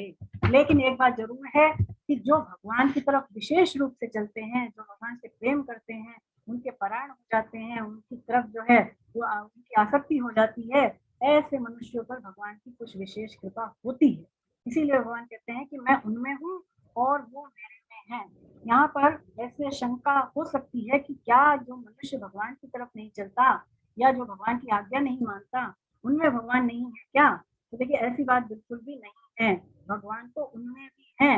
लेकिन स्वामी जी कहते हैं कि वो जो मनुष्य होते हैं संसारी, वो अपने आप को भगवान में मानते ही नहीं है, वो अपने आप को केवल और केवल संसारी मनुष्य ही मानते हैं। देखिए इसका दूसरा भाव स्वामी जी देते हैं कि मैं केवल कृष्ण का हूँ और कृष्ण ही मेरे अपने हैं। जब हम ऐसा संबंध भगवान से जोड़ लेते हैं तो फिर भगवान से हमारी एकता हो जाती है, और इसलिए भी भगवान ऐसा कहते हैं कि मैं उनमें हूँ और वो मेरे में है, ऐसा वो अनन्य भक्त के लिए कहते हैं। अब यहाँ पर एक और प्रश्न उठ सकता है, कोई ये कहे कि यदि आप भक्तों में तो विशेष रूप से रहते हैं और जो संसारी मनुष्य हैं, जो अन्य मनुष्य हैं, उनमें आप जो है कम रहते हैं, तो ये तो फिर आपकी विषमता हुई, ये तो फिर आपने भेदभाव कर दिया, ऐसा कोई सोच सकता है। तो भगवान मानवीय श्लोक में कहते हैं कि ये मेरी जो विषमता है ये भी भक्तों के कारण ही है। क्योंकि देखिए भगवान ने पहले ही ये कह दिया 4.11 में कि जो जिस प्रकार मेरी शरण में आता है उसको मैं वैसा ही आश्रय देता हूँ। अब यदि कोई भगवान से बहुत अधिक प्रेम करता है, उनके परायण होता है, उनकी तरफ चलता है, तो भगवान यदि उससे विशेष रूप से प्रेम ना करें तो ये उसकी विषमता ही होगी। मतलब ये हुआ कि अगर भजन करने वालों में और भजन ना करने वालों में भगवान बराबर रूप से रहने लग जाएं तो भगवान का ये न्याय कहाँ हुआ? ये तो फिर भगवान का अन्याय ही हुआ। स्वामी जी एक उदाहरण देके समझाते हैं, जैसे बिजली होती है तो बिजली के द्वारा देखिए कहीं पर तो आग लग जाती है और बिजली के द्वारा कहीं पर बर्फ जम जाती है। तो ये विषमता बिजली की नहीं है, प्रत्युत बिजली जिन यंत्रों में जाती है उनकी है ना। ऐसे ही यदि लकड़ी का टुकड़ा ले लें, यदि कांच ले लें, यदि आतिशी शीशा ले लें, तो उसमें भी सूर्य की विषमता नहीं है। देखिए, अगर सूर्य की रोशनी लकड़ी के सामने आएगी तो लकड़ी क्या करेगी, उस सूर्य की रोशनी को रोक देगी। और यदि आप शीशा ले लेंगे तो शीशा सूर्य की रोशनी को नहीं रोकेगा। और जो आतिशी शीशा होता है, कहते हैं कि आतिशी शीशा जो होता है वो सूर्य की किरणों को एकत्रित करके और उसमें आग लगा देता है। ऐसे ही जो प्राणी भगवान श्री कृष्ण के सम्मुख हो जाता है, भगवान की कृपा उसमें विशेष रूप से प्रकट हो जाती है। यदि कोई भगवान से प्रियता रखता है तो स्वामी जी लिखते हैं कि भगवान भी उससे विशेष प्रियता रखते हैं। और अगर कोई अपने आप को भगवान को दे देता है तो भगवान भी उसे अपने आप को दे देते हैं। देखिए, जीव यदि कृष्ण को पदार्थ या क्रिया अर्पण करे या ना करे, स्वामी जी कहते हैं कि भगवान को इससे कोई फर्क नहीं पड़ता। पड़ता है क्या? यदि हम क्रियाओं को भगवान को दें तो ऐसा तो नहीं है कि भगवान थोड़े से ज्यादा जो है ऐश्वर्यशाली हो जाएंगे, या हम क्रियाओं को करते तो उनको बहुत ज्यादा मदद मिल जाएगी। हजारों हैं उनके करने वाले, है ना। ऐसे बिल्कुल भी नहीं है कि भगवान को इससे कोई फर्क पड़ता है, अपितु इससे हमारा ही कल्याण होता है। भगवान कहते हैं कि कोई भी जो है मेरी प्राप्ति कर सकता है। वो आगे भी कहेंगे इस अध्याय में कि चाहे किसी भी वर्ण का मनुष्य क्यों ना हो, किसी भी संप्रदाय का हो, जाति का हो, वो उससे कुछ फर्क नहीं पड़ता, उस मेरा भक्त बन सकता है और वो मेरी प्राप्ति कर सकता है। स्वामी जी समझाते हैं कि वैसे तो श्री कृष्ण सारे ही प्राणियों में समान रूप से हैं, लेकिन भगवान के द्वारा केवल भक्तों के ही पाप कटते हैं ना, सारे मनुष्यों के पाप को नहीं काटते हैं। प्रत्युत जो उनके अन्य भक्त होते हैं, भगवान के द्वारा केवल उन्हीं के पाप कटते हैं। सारे संसार में परिपूर्ण होने के बावजूद भी जो भगवान के भक्त हैं वो ही उसका अनुभव कर पाते हैं, साधारण मनुष्य नहीं कर पाते। जैसे कि कंस हुआ, जैसे शिशुपाल हुआ, जैसे कि रावण हुआ, जैसे और भी जो है बहुत सारे ऐसे मनुष्य हुए थे जो कि भगवान को देख करके भी भगवान को नहीं जान पाए। तो भगवान कहते हैं कि जो भक्त होते हैं वही मुझे जान पाते हैं और मेरा अनुभव कर पाते हैं। तो जीव का काम क्या है, केवल भगवान श्री कृष्ण के सम्मुख होना। सन्मुख हो ही जीव मोहि जब ही, कोटि जन्म अविनाश ही तब ही। ऐसा कहते हैं, मैंने तो सुना है कि 3 के घर अपने खाली हाथ नहीं जाना चाहिए। कहाँ कहाँ? एक तो गुरु के पास, है ना, एक तो गुरु के पास हम खाली हाथ ना जाएं। दूसरा किसी भी मित्र के घर, किसी भी मित्र के घर हमें खाली हाथ नहीं जाना चाहिए। दूसरा भगवान, तीसरा भगवान के मंदिर में, है ना। यहाँ पर जो है 3 जगह ऐसी हैं जहाँ पर हमें कुछ ना कुछ अवश्य लेके जाना चाहिए, चाहे हम एक पुष्प लेकर के ही क्यों ना जाएं, है ना। तो ये भाव था मेरे अंदर, तो मैंने व्यक्त किया। चलिए आगे बढ़ते हैं। 30वां श्लोक। अपि चेत सुदुराचार भजते मां नन्यभाक् साधुरेव समन्तव्य समयसितो हि सः। अगर कोई दुराचारी से दुराचारी भी अनन्य भक्त होकर के भजन करता है तो उसको साधु ही मानना चाहिए, कारण कि उसने निश्चय बहुत ही अच्छी तरह से कर लिया है। तो दुराचारी से दुराचारी भगवान यहाँ पर कह रहे हैं, है ना, यानी जो जिसने पाप किया है उससे भी अधिक जो पापी है, ऐसा भी व्यक्ति हम मान सकते हैं।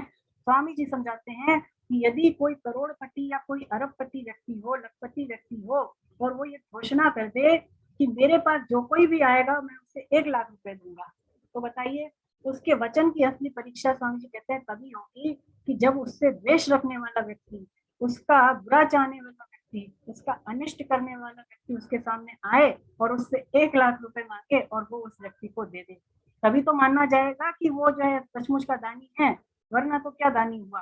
तो इसी भाव लोग को लेकर के भगवान यहाँ पर सबसे पहले दुराचारी से दुराचारी का नाम जो है लेते हैं। देखिए 7वें अध्याय में जब हम थे तो 15वें श्लोक में भगवान ने कहा था कि जो दुष्कृति मनुष्य होते हैं वो मेरी शरण नहीं होते। अब यहाँ पर जो है भगवान कह रहे हैं कि यदि वो मेरे भजन में लगना चाहें तो मानो उनको कोई भी इसके लिए मनाही नहीं है, है ना। लेकिन ये शंका होती है कि जो दुष्कृति मनुष्य होता है, यानी जो दुराचारी मनुष्य है, वो भगवान के भजन में लगेगा कैसे, बड़ा मुश्किल है। लेकिन स्वामी जी कहते हैं कि कई कारण ऐसे हो सकते हैं कि वो भगवान के भजन में लग सकता है। स्वामी जी समझाते हैं यदि उसके जीवन में कोई विपत्ति आ जाए, कोई बहुत बड़ी समस्या आ जाए, तो वो ये सोचे कि श्री कृष्ण तो सबकी ही सहायता करते हैं और उनकी शरण में जाने से सब कुछ ठीक हो जाता है, तो वो भगवान के भजन में लग सकता है। अगला कारण स्वामी जी ये कहते हैं, मानिए कोई संत अथवा किसी शुद्ध भक्त की उस प्रभाव से उसके अंदर भगवान के प्रति रुचि पैदा हो जाए, अथवा वो ये सोचे कि वाल्मीकि अजामिल जैसे जो पापी रहे हैं वो भी तो भगवान के महाभक्त हो चुके हैं, तो ऐसी कथाओं को सुन के भी उसके यदि पूर्व जन्म के संस्कार जाग उठे तो वो भगवान में लग सकता है। और अगर सब तरफ से हार जाए, किसी का सहारा उसे ना मिले और फिर उसके अंदर ये भावना जग जाए कि अब तो कोई विलक्षण शक्ति ही मुझे बचा सकती है, तो फिर वो कृष्ण की शरण में जा सकता है। भगवान के भक्तों की कृपा हो जाए तो भी वो जा सकता है। स्वामी जी कहते हैं कि चोर, डाकू, लुटेरे जैसे जो व्यक्ति हैं वो भी भाव बदल जाने पर भगवान के अनन्य भक्त हो चुके हैं। यहाँ पर एक दूसरी शंका ये पैदा होती है कि देखिए जो वर्षों से यानी कई सालों से जो भगवान के भजन में लगे हैं, स्मरण में लगे हैं, उनका मन तो भगवान में लगता ही नहीं है, तो फिर जो दुराचारी मनुष्य है उसका भगवान में मन कैसे लगेगा। जो हमारे जैसे थोड़े बहुत भगवान के नाम लेने वाले भक्त हैं, हमारा ही मन कभी कभी जो है इधर उधर भटकता है, तो फिर जो दुराचारी मनुष्य है उसका मन भगवान में कैसे लगेगा और उसको श्री कृष्ण की प्राप्ति कैसे होगी। तो स्वामी जी कहते हैं कि देखिए जब किसी के अंदर ऐसी अहमता बदल जाती है, कैसी अहमता कि मैं केवल कृष्ण का हूँ और केवल कृष्ण ही मेरे अपने हैं, इस प्रकार से जब कोई अपनी अहमता बदल देता है तो उससे जो उसके अंदर पवित्रता आती है, जो शुद्धता आती है, वो किसी भी शुद्ध आचरण से नहीं आती। कितने भी हम बड़े से बड़े कर्म कर लें, यज्ञ दान सब जैसे कर्म भी क्यों न कर लें, उससे वो पवित्रता नहीं आती जितनी हम अपनी अहमता को बदलते उससे जो पवित्रता आती है ना। तो एक बार पुकार लगाए, हे नाथ, आप सभी लगाए मेरे साथ, हे नाथ, हे मेरे नाथ, मैं आपको भूलू नहीं, हे नाथ, हे मेरे नाथ, मैं केवल आपका हूँ और केवल आप ही मेरे हैं। नारायण नारायण नारायण। तो ऐसी यदि हम अपनी अहमता बदलते हैं तो उससे बहुत जल्दी हम जो है शुद्ध हो जाते हैं, हमारा अंतःकरण शुद्ध हो जाता है। स्वामी जी इसके बारे में 3 भाव देते हैं कि देखिए ज्ञान योग से भी हमारी अहमता परिवर्तित हो सकती है, कर्म योग से भी जो है हमारी अहमता परिवर्तित हो सकती है। कर्म योगी ये सोचे कि मुझे दूसरे के कर्तव्य कर्म को नहीं देखना है, मुझे तो केवल अपने कर्तव्य कर्म को ही देखना है। जैसे कि पुत्र ये सोचे कि पिताजी भले मेरे को पुत्र माने या ना माने, पिताजी भले ही मुझे दुख दें, पर मुझे तो केवल अपने पिता की सेवा ही करनी है। इसी प्रकार से जो घर में माता है और इसी प्रकार जो पुत्र है, भौजाई है, पत्नी है और भी जो बाकी लोग हैं, उनके लिए मेरे जो कर्तव्य कर्म है मुझे केवल उसका पालन करना है, उनके कर्तव्य कर्म की ओर मेरे को तो देखना ही नहीं है। इसी प्रकार से भक्ति योग से भी हमारी अंदर अहमता परिवर्तित होती है। स्वामी जी कहते हैं जैसे विवाह हो जाने पर जो स्त्री होती है वो पति के प्रति अपनी अहमता बदल देती है, ऐसे ही मनुष्य चाहे तो भगवान के प्रति अपनी अहमता बदल सकता है कि मैं केवल भगवान का हूँ और केवल भगवान ही मेरे अपने हैं। देखिए मैं केवल भगवान का हूँ और भगवान ही मेरे अपने हैं, ये निश्चय स्वामी जी कहते हैं एक तो स्वयं का होता है और एक बुद्धि का होता है। तो जो बुद्धि का निश्चय होता है वो तब तक एक रूप नहीं रहता जब तक स्वयं हम उस निश्चय के साथ एक ना हो जाएं। जैसे कि मान लीजिए हम कहीं सत्संग में जाते हैं तो वहां पर हम ये सोचते हैं कि अब भाई मैं यहाँ से निकलूंगा तो भगवान का नाम ही लूंगा, अब तो मैं सत्संग ही करूंगा। लेकिन जैसे ही सत्संग से बाहर निकले तो क्या होता है, क्या वो भाव टिकता है? वो भाव नहीं टिकता है, वो बदल जाता है, क्योंकि अभी हमने अपनी अहमता में ये बात बिठाई नहीं कि मुझे केवल भगवान की तरफ ही चलना है।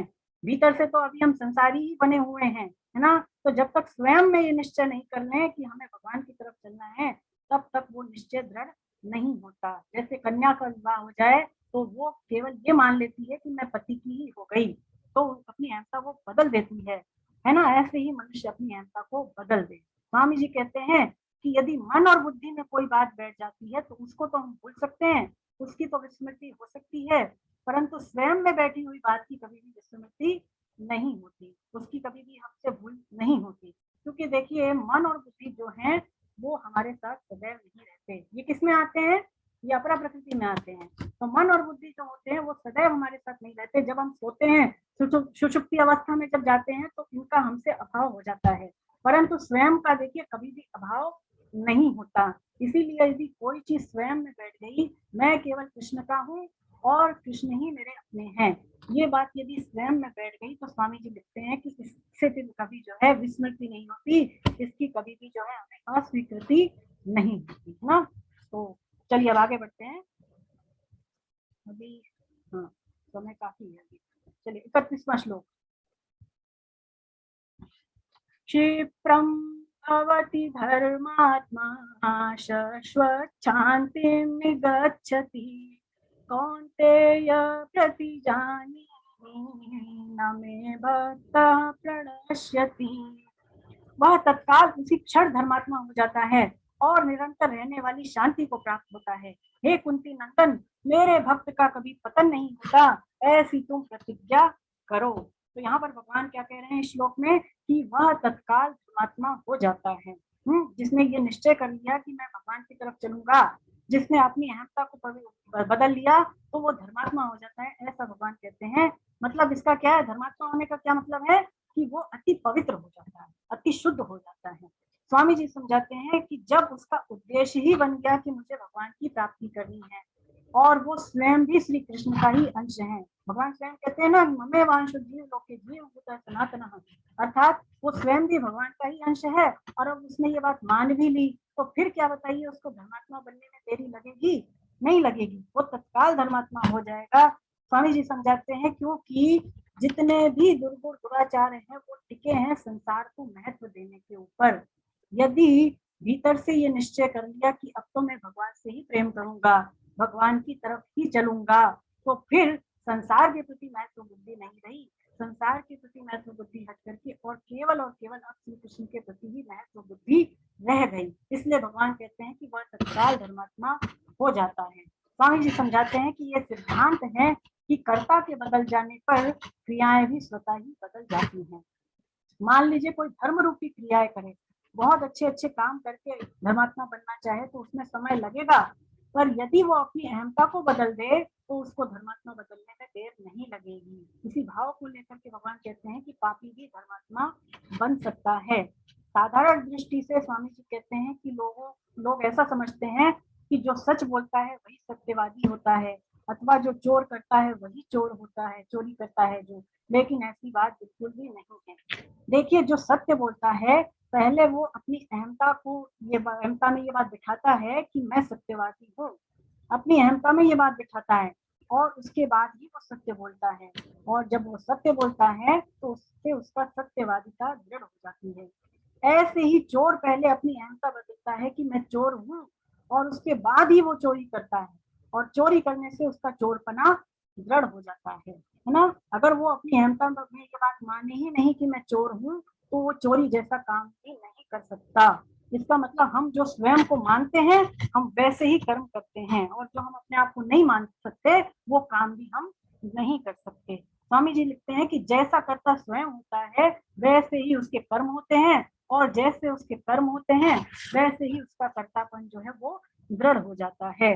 अनन्य भक्त जब ऐसा मान लेता है कि मैं केवल कृष्ण का हूँ और कृष्ण ही मेरे अपने हैं, तो ये बात उसकी अहमता में बैठ जाती है, और जिससे वो बहुत जल्दी धर्मात्मा बन जाता है। यहाँ पर इस श्लोक में भगवान कह रहे हैं कि मेरे भक्त का कभी पतन नहीं होता। देखिए, ये जो प्रतिज्ञा है ये भगवान स्वयं ना करके अर्जुन से करवाते हैं। ऐसा क्यों करते हैं भगवान? कि देखिए, भगवान अपनी प्रतिज्ञा को तो तोड़ सकते हैं, पर भक्त की प्रतिज्ञा को भगवान नहीं तोड़ सकते। भक्त की प्रतिज्ञा को भगवान स्वयं की प्रतिज्ञा से कहीं अधिक महत्व देते हैं। जैसे कि आपको याद होगा कि भीष्म पितामह जो थे, उन्होंने ये प्रतिज्ञा की थी कि जब तक मैं श्री कृष्ण से शस्त्र धारण न करवाऊं युद्ध में, तो मैं गंगा पुत्र न कहलाऊं। ऐसी प्रतिज्ञा उन्होंने ली थी महाभारत के युद्ध में। तो भगवान ने फिर क्या किया कि उनकी प्रतिज्ञा को रखने के लिए श्री कृष्ण ने शस्त्र को उठाया, यानी अपनी जो प्रतिज्ञा उन्होंने ली थी कि मैं युद्ध में शस्त्र नहीं उठाऊंगा, वो प्रतिज्ञा उन्होंने तोड़ दी भीष्म पितामह के लिए। इसी प्रकार से अर्जुन को भगवान श्री कृष्ण पहले ही 4थे अध्याय में अपना भक्त कह चुके हैं, है ना। तो अब अगर अर्जुन प्रतिज्ञा लेते हैं तो भगवान श्री कृष्ण उसको चाहकर भी नहीं तोड़ सकते, तो फिर दूसरा और कौन तोड़ सकता है। इसीलिए स्वामी जी कहते हैं कि भगवान का जो न्याय है, भगवान का जो इंसाफ है, इसमें भी जो है दया भरी हुई है।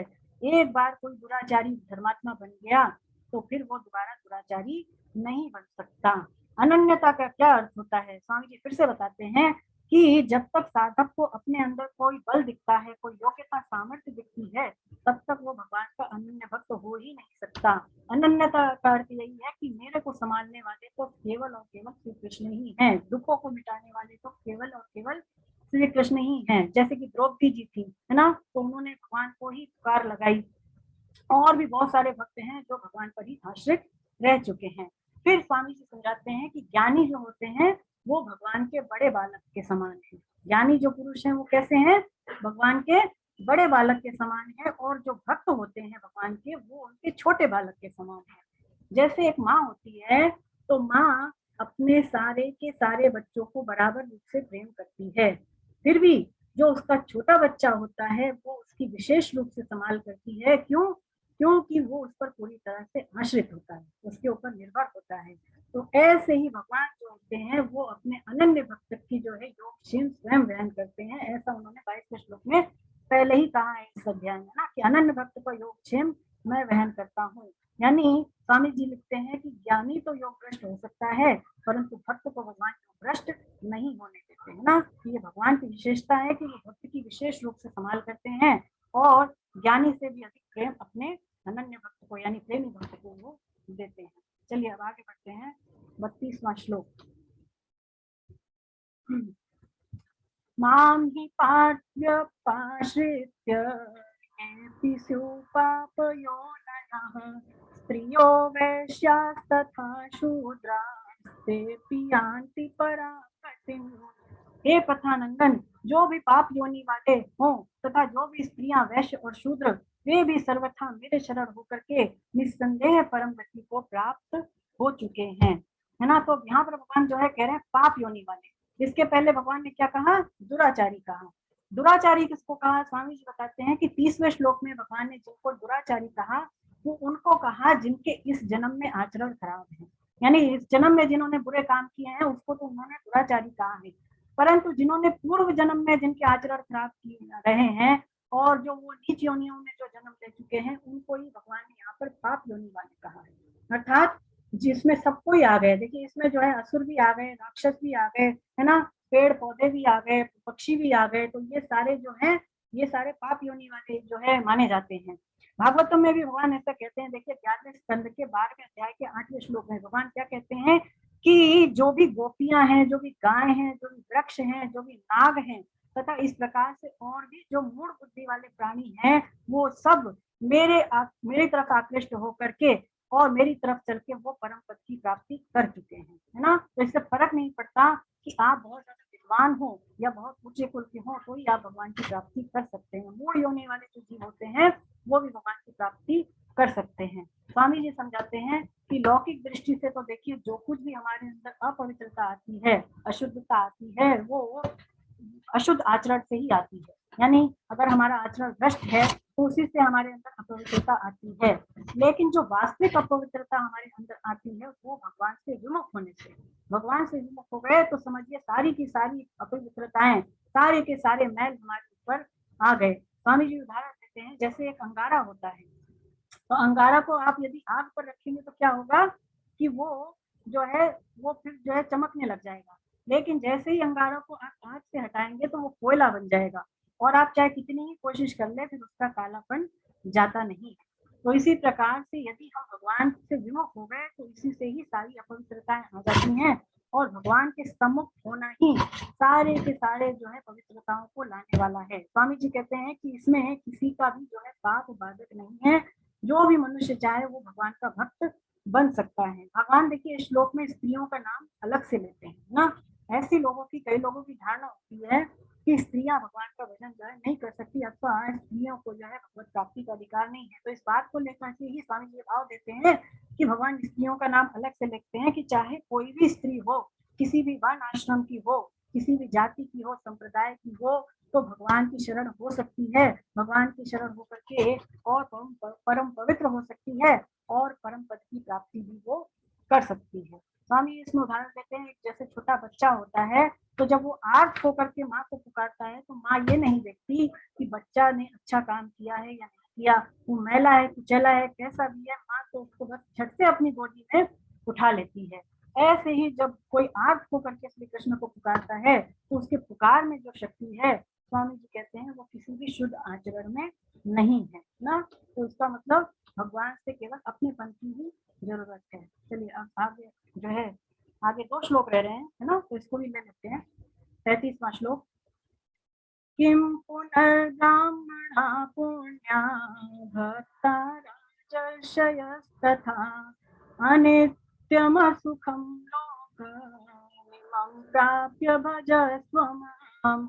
जो पवित्र आचरण वाले ब्राह्मण और ऋषि स्वरूप आश्रम भगवान के भक्त हों वे परम गति को प्राप्त हो जाएं, इसमें तो कहना ही क्या है। इसलिए इस अनित्य और सुख रहित शरीर को प्राप्त करके तू मेरा ही भजन कर। तो यहाँ पर देखिए भगवान कह रहे हैं कि जो जो ऋषि हैं और जो क्षत्रिय हैं और जो ब्राह्मण हैं वो यदि मेरी प्राप्ति कर लें तो इसमें संदेह ही क्या है।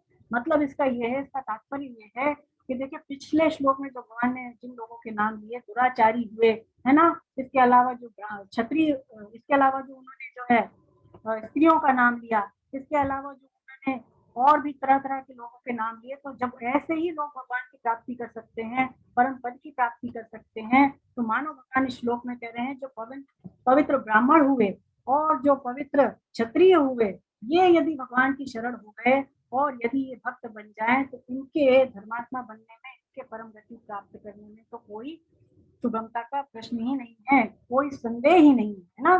क्योंकि ये तो इनको तो भगवान ने विशेष रूप से देखिए अधिकार दिया हुआ है।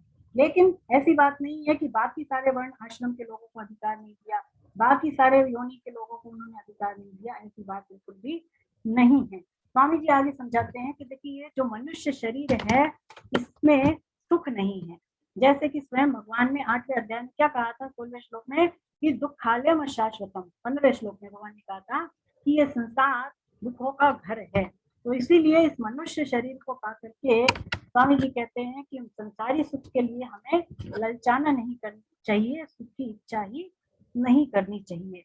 देखिए भगवान ने ये जो मनुष्य तन हमें दिया ये बड़ा ही दुर्लभ है।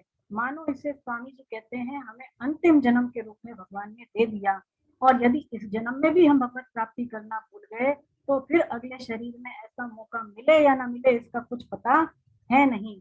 तो इसलिए मानो इस श्लोक में भगवान कहते हैं, हमें राह दिखाते हैं कि तू मनुष्य शरीर पा करके केवल मेरा ही भजन कर, और हमारे अंदर जो भी विलक्षणता आती है वो भगवान के भजन करने से ही आती है।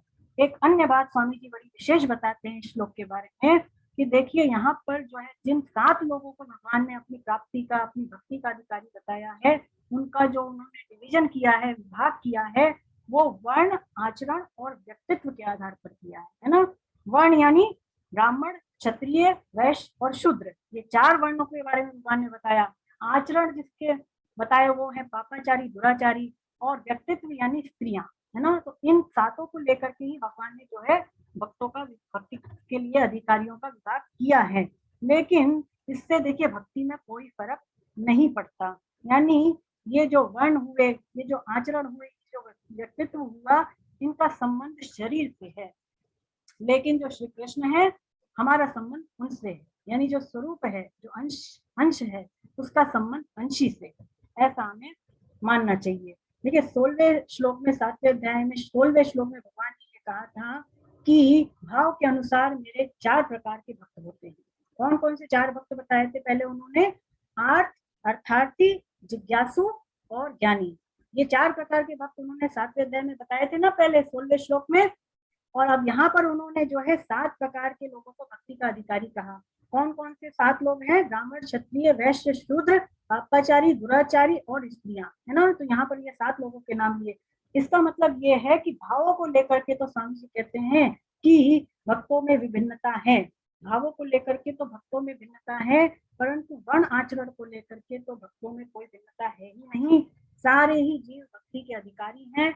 अगर कोई भगवान की तरफ ना लगना चाहे तो ये अलग बात है, पर भगवान की तरफ से किसी को मना नहीं है। कोई भी चाहे तो भगवान की भक्ति कर सकता है और भगवान की प्राप्ति भी कर सकता है। स्वामी जी कहते हैं कि यहाँ पर जिन 7 लोगों के भगवान ने नाम लिए, इन 7 के बाहर कोई प्राणी है ही नहीं, है ना।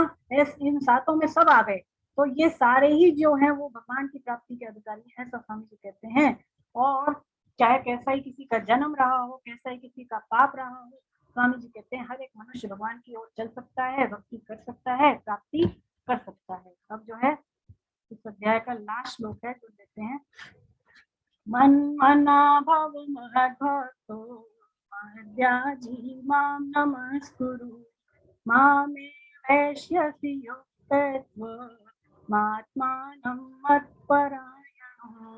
तू मेरा भक्त हो जा, मुझ में मन वाला हो जा, मेरा पूजन करने वाला हो जा, मुझे नमस्कार कर। इस प्रकार अपने आप को मेरे अर्पण करके मेरे साथ लगाकर मेरे परायण हुआ तू मुझे ही प्राप्त हो जाएगा। तो इस श्लोक में भगवान कई बातें कहते हैं, इनको एक एक करके लेते हैं। पहले भगवान इसमें क्या कह रहे हैं कि तू मेरा भक्त हो जा। देखिए ये बात वो किससे कह रहे हैं, अर्जुन से ही तो कह रहे हैं इस अध्याय में ना। तो अर्जुन से क्यों कहते हैं ऐसी बात, वैसे तो अर्जुन को निमित्त बनाया, कहते तो हम सबके लिए हैं, तो इसका मतलब हमको भी भगवान ने अपने प्रेमी भक्तों में शामिल किया हुआ है। देखिए अर्जुन के अंदर भगवान के प्रति जरा भी दोष दृष्टि नहीं थी, तो अर्जुन के अंदर दोष दृष्टि नहीं थी, इसीलिए अब अर्जुन को भगवान अपने हृदय की गोपनीय बात इस श्लोक में बता रहे हैं। पहली चीज कहते हैं अर्जुन से कि तू मेरा भक्त हो जा, अर्थात इसका तात्पर्य क्या है, स्वामी जी समझाते हैं कि तू अपनापन देख मेरे से ही कर, अपनापन मेरे से ही कर। ये जो तूने शरीर संसार के साथ संबंध जोड़ा हुआ है कि मैं अमुक जाति वाला हूँ, अमुक वर्ण वाला हूँ, अमुक संप्रदाय वाला हूँ, तो अपने आप के अंदर की इस अहमता को बदल दे और मैं तेरा हूँ और तू मेरा है, इस संबंध को तू अच्छी तरह से मान ले। फिर भगवान कहते हैं कि मेरे में मन वाला हो जा। देखिए स्वामी जी कहते हैं मन वहीं लगता है जहाँ पर अपनापन होता है, जहाँ पर प्रेम होता है, वहीं तो मन लगता है। तो तेरे और मेरे बीच में जो अपनेपन का संबंध है तू उसको पहचान ले और मेरे में मन वाला हो जा। भगवान कहते हैं तू मेरा पूजन करने वाला हो जा। मेरा पूजन करने वाला हो जा का क्या है कि तू जो कुछ भी करता है, खाता है, पीता है, सोता है, जगता है, उस सब को तू मेरी पूजा के रूप में ही कर, यानी उसको तू मेरी ही पूजा कर, यानी अपनी मर्जी को भगवान की मर्जी से मिला देना। जो भी भगवान हमारे जीवन में परिस्थिति भेजे उसको स्वीकार कर लेना। मेरे को नमस्कार कर। मेरे को नमस्कार करने का अर्थ यही है कि मैं तेरे लिए जो भी विधान कर दूं, फैसला कर दूं, तू उसमें प्रसन्न रहे, तू उसमें खुश रहे, है ना। ऐसा नहीं है कि प्रतिकूलता भेज दी तो उसमें दुखी हो जाए और अनुकूलता आई तो बहुत सुखी हो जाए, ऐसा नहीं है। तो दोनों में ही जो है समान रूप से रहे। देखिए मनुष्य यदि हानि के डर से, किसी चीज के डर से अथवा परलोक के डर से भगवान की शरण हुआ तो वास्तव में वो सुख सुविधा के ही शरण हुआ। क्योंकि जब तक मनुष्य, स्वामी जी कहते हैं, सुख सुविधा चाहता है वो अपना स्वतंत्र अस्तित्व मानता है। तो इसीलिए जब तक हम अपनी मर्जी को भगवान की मर्जी से पूरी तरह ना मिला दें तब तक कोई भी अनन्य भाव से शरण नहीं हो सकता, पूरी तरह से वो शरण भगवान के हो ही नहीं सकता। इसीलिए भगवान कहते हैं कि जो मेरी तरफ चलता है वो दोनों ही परिस्थितियों में मेरी कृपा ही देखता है। भक्त जो होता है वो दोनों परिस्थिति, अनुकूल प्रतिकूलता में भगवान की कृपा ही देखता है ना। नमस्कार करने का अर्थ स्वामी जी ये भी देखते हैं कि हे नाथ, सब कुछ आपकी कृपा से ही हो रहा है। मैंने ना जाने किन किन जन्मों में कैसे कैसे पाप किए हैं, परंतु आप मुझे उनसे रहित करने के लिए विचित्र विधान करते हैं। ये आपका मेरे ऊपर परम, जो मेरे लिए परम मंगलमय है। ऐसे भी जो है भगवान जो है इस श्लोक में स्वामी सिखाव देते हैं भक्त का। फिर स्वामी जी कहते हैं कि कृष्ण का भक्त बनने से मैं भगवान का हूँ और भगवान ही मेरे हैं। इस प्रकार अपनी अहमता को परिवर्तन कर देने से हमारे अंदर बहुत जल्दी परिवर्तन हो जाता है ना। अहमता को बदलने से बहुत जल्दी परिवर्तन आ जाता है। परिवर्तन के रूप में साधक जो है वो कृष्ण में मन वाला हो जाएगा, उसका पूजन करने वाला हो जाएगा और भगवान के हर विधान में प्रसन्न रहेगा। देखिए जो चारों बात यहाँ पर भगवान कह रहे हैं कि मेरा भक्त हो जा, मेरे में मन वाला हो जा, मेरा पूजन करने वाला हो जा और मुझे ही नमस्कार कर। स्वामी जी कहते हैं कि इन चारों ही बातों से शरणागति पूर्ण हो जाती है, परंतु इसमें भी जो मुख्यता है वो भगवान के भक्त बनने की है ना। यानी जो पहली चीज भगवान कह रहे हैं इसमें वो ही चीज पहले इम्पोर्टेंट है, कारण कि यदि कोई भक्त बन गया तो ये सारी चीजें तो वो कर ही देगा।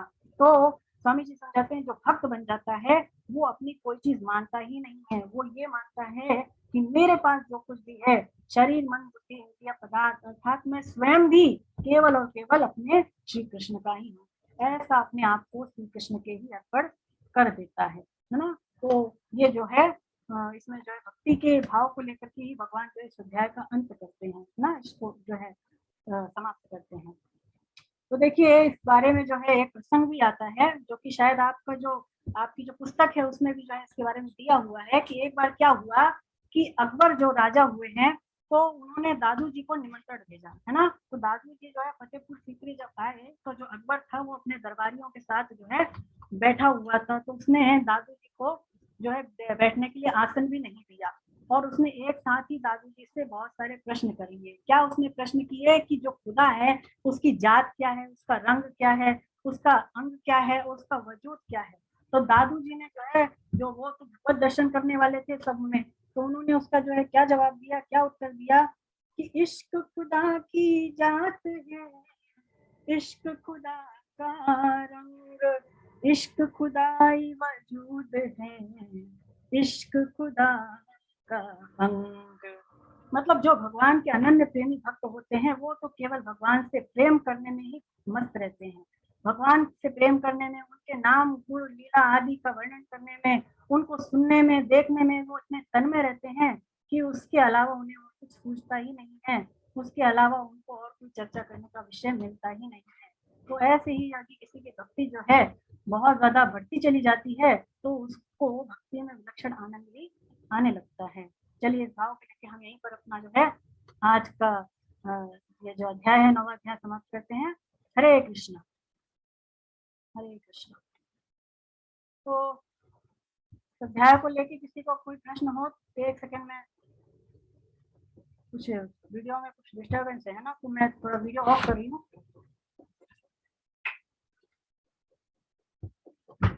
हाँ जी, तो इसको स्टॉप ही कर देती हूँ तब। हाँ, हरे कृष्ण।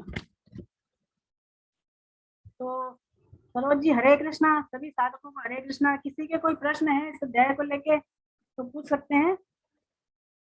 मैं आप सबको अनम्यूट करती हूँ अपनी तरफ से, है ना, तो आप हैंड रेस कर सकते हैं अथवा चैट बॉक्स में पूछ सकते हैं। Audio is very slow. Poonam ji कह रही हैं ऑडियो बहुत कम था, तो मुझे देखिए मेरी तरफ से तो लगा नहीं, लेकिन हाँ कुछ डिस्टर्बेंस रहता है ना। ये बात पहले भी आई है कई साधकों के द्वारा कि जब भी कक्षा अपनी चलती है तो बीच बीच में कुछ जो है नेटवर्क इश्यू रहता ही है। तो इसके लिए मैं मतलब पूरी तरह से जो है चेक करके बैठती हूँ कि कहीं से कोई मतलब इशू ना है, लेकिन आ जाता है तो इसके लिए क्षमा करें, आप धैर्य रखें, है ना। बीच में सही भी हो जाता है अपने आप, लेकिन वो होता है। हाँ जी, हरे कृष्णा। तो किसी को कोई प्रश्न नहीं है? तो देखिए 8वां अध्याय जो हुआ था उसका असाइनमेंट अभी शेयर नहीं किया है हमने ग्रुप में, तो उसको पहले शेयर करेंगे, उसके बाद ही उसको जो है सॉल्व करेंगे कक्षा में, है ना।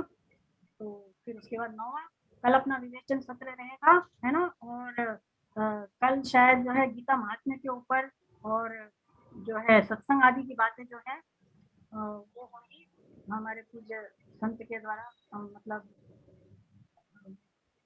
महान संत हैं उनके द्वारा होगी, तो वो आप जरूर अटेंड करें, है ना। और अगली कक्षा में हम सब फिर इकट्ठे होंगे। आप में से कोई कीर्तन कराना चाहे, भजन कराना चाहे तो करवा सकते हैं। ललिता जी, इंदिरा जी, मुझे सभी दिख रहे हैं। जी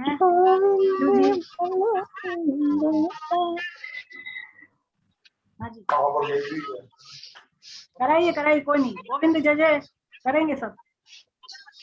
गोविंद कोई करा रहे हैं? नहीं कराएं, आप कराएं, आपकी आवाज आ रही है, कराएंगे आप। गोविंद जय जय गोपाल जय जय गोविंद जय जय जय जय गोपाल जय जय राधा रमण हरि गोविंद जय जय राधा रमण हरि गोविंद जय जय गोविंद जय जय गोपाल जय जय गोविंद जय जय गोपाल जय जय राधा रमण हरि गोविंद जय जय राधा रमण हरि गोविंद जय जय गोविंद बोलो हरि गोपाल बोलो गोविंद बोलो हरि गोपाल बोलो राधा रमण हरि गोविंद बोलो राधा रमण हरि गोविंद बोलो गोविंद बोलो हरि गोपाल बोलो गोविंद बोलो हरि गोपाल बोलो